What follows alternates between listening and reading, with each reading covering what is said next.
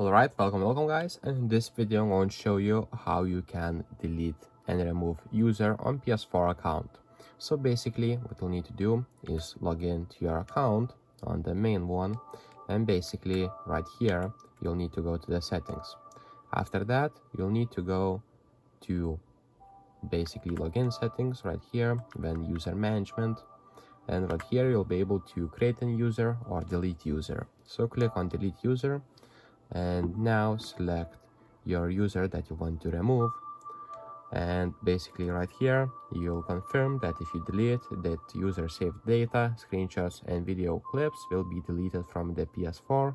Select that, confirm again, and this will be deleted. And now if we go to the power settings and click on switch users, we will no longer see that user.